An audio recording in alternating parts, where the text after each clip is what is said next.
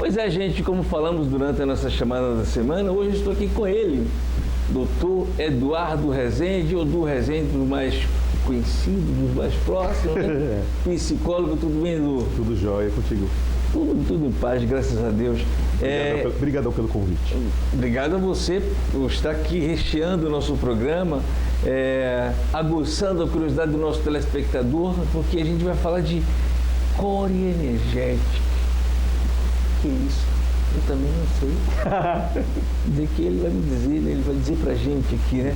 Você também tem momentos em com Patrícia Bonito? A gente vai só um apoio cultural para trazer esse programa redondinho, feito com carinho para você.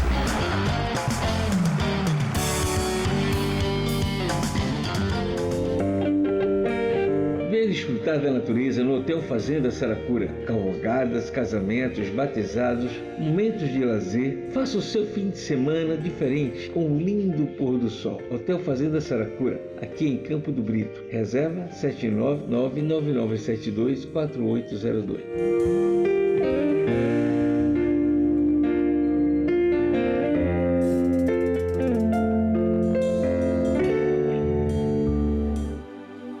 Ganesha Núcleo de Yoga. Há um cantinho em Aracaju, aonde você pode se desconectar para se reconectar. Esse cantinho fica na coroa do meio e ele foi preparado com muito amor e carinho para você. No Ganesha Núcleo de Yoga, nós temos práticas de Hatha Yoga, yoga restaurativa, cursos de formação e várias vivências como retiros e workshops. Nas práticas de yoga, você vai se desconectar do mundo e entrar em contato com a essência mais plena e perfeita que é você, através de técnicas respiratórias, técnicas posturais, técnicas de relaxamento e meditação. Através dessas técnicas você vai ganhar força, flexibilidade, equilíbrio do corpo e da mente. O Ganesha Núcleo de Yoga oferece práticas experimentais que você pode agendar com antecedência. Entre em contato conosco, 7999-680-4469.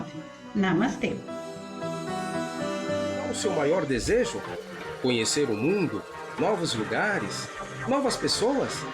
Realize o seu sonho de viagem com a Propagtour. Viaje para qualquer lugar do Brasil e do mundo. Com mais de 1 milhão de embarques na bagagem, facilitamos a sua viagem. Temos condições imperdíveis para você conhecer o mundo. Propagtour Viagens e Turismo.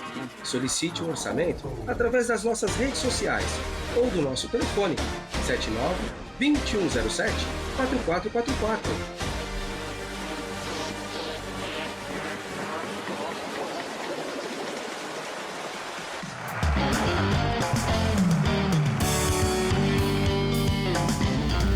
Pois é, agora sim.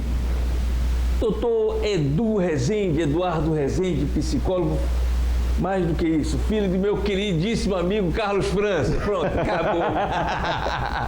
Quer dizer mais alguma coisa? Não. Cadê seu pai? Como é que anda? Meu pai está bem. Está bem, né? Está bem trabalhando. Mas está bem trabalhando ou está bem velho? Ele está bem. Meu pai está muito bem. Ele se cuida. Há muitos anos ele se cuida.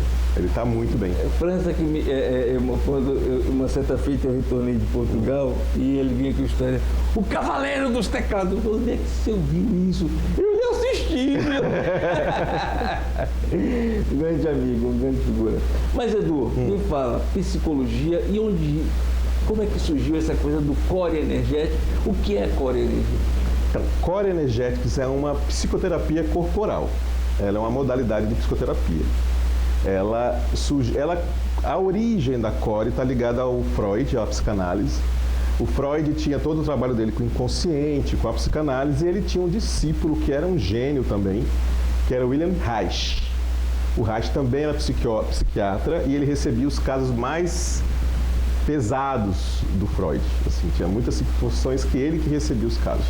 E ele, no trabalho dele, de psicoanálise que ele fazia, ele começou a perceber que tinha uma relação muito estreita entre o que as pessoas traziam de conteúdo emocional e o que ele conseguia enxergar no corpo delas. Então, ele ficava no dialógico com elas, mas ele percebia que, a depender do conteúdo que vinha na sessão, havia movimento corporal, havia mudança de respiração, mudança no tom da voz, no olhar, a energia da pessoa mudava de acordo com o conteúdo que ela trazia. Então ele começou a olhar para isso e perceber que até com o toque que ele fazia, toque físico que ele fazia no paciente, ele conseguia ter uma reação emocional. Ele acessava um conteúdo emocional que muitas vezes na conversa, ali no diálogo, ele podia levar anos para chegar. Então ele foi percebendo que existe sim uma conexão muito estreita entre pensamento, emoção e corpo. O que foi uma mudança de paradigma para o Ocidente, porque no Oriente, Paty sabe disso, há milhares de anos já é corriqueiro, já sabe disso, mas para o Ocidente, até por conta do Descartes, a ideia da divisão e da separação entre espírito e corpo, né? O Descartes precisou fazer isso 400 anos atrás, criar essa ideia de que mente, espírito era de Deus e o corpo era do homem. Quando ele fez isso, ele conseguiu ter acesso ao que ele não conseguia antes, era dissecar cadáver, por exemplo. Então a medicina conseguiu avançar com esse postulado do Descartes de que uma coisa é uma coisa, outra coisa é outra coisa. O Reich começou a olhar e integrar isso, e entender que você não consegue separar as duas coisas.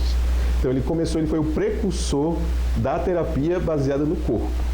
O Reich tinha 2 discípulos também, muito inteligentes, gênios, que eram o Alexander Lowen e o John Pierracos, também psiquiatras, também cientistas. Eles pegaram essa parte do trabalho do Reich, porque o trabalho do Reich se estendeu por várias áreas, e começaram a olhar mais profundamente para a questão do corpo e sistematizar mais.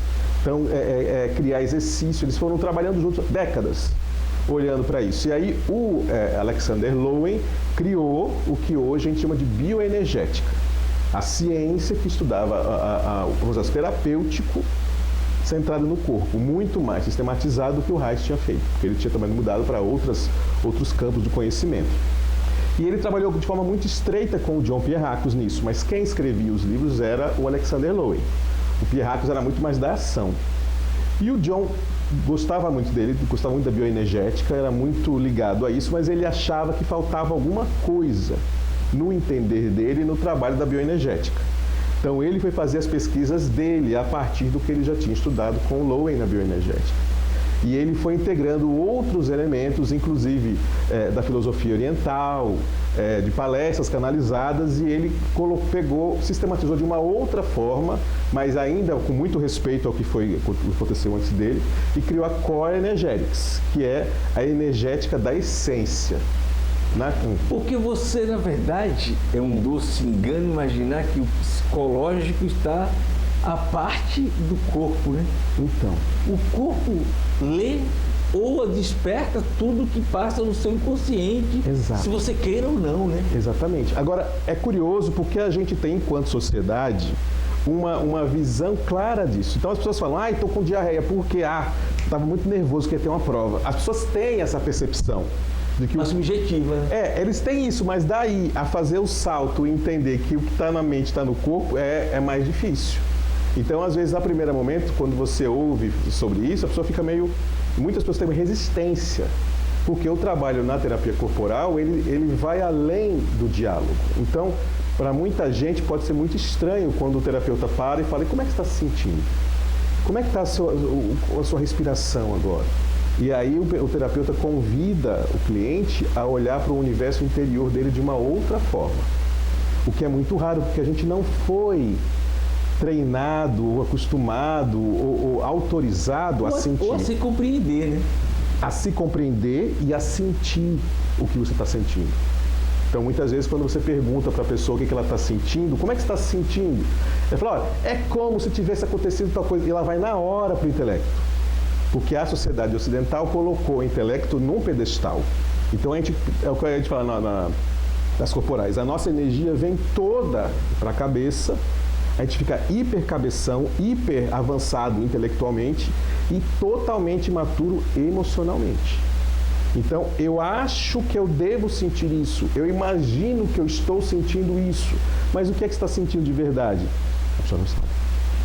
Então, no trabalho corporal, a gente vai procurar sentir, ancorar na emoção real, no que o corpo está trazendo. Como é que está a sua respiração? Eu, quando comecei na corporal, eu estava na sessão e a terapeuta perguntava, eu falava coisas para ela assim que deviam ser difíceis para ela de ouvir, mas eu falava, para mim era muito fácil falar. E ela dizia, e como é que você está se sentindo falando isso? E eu dizia, tô ótimo. Porque eu não percebia o meu coração acelerado, eu não percebia a minha respiração ofegante, eu não percebia o meu abdômen contrair. Né? Eu não percebia nada. Eu sabia intelectualmente, eu entendia a vida intelectualmente. E o que acontecia com o meu corpo, o corpo não mente, o que acontecia com o meu corpo, que me trazia a emoção real, eu estava totalmente alienado disso. Eu não sabia. Eu vivia dissociado.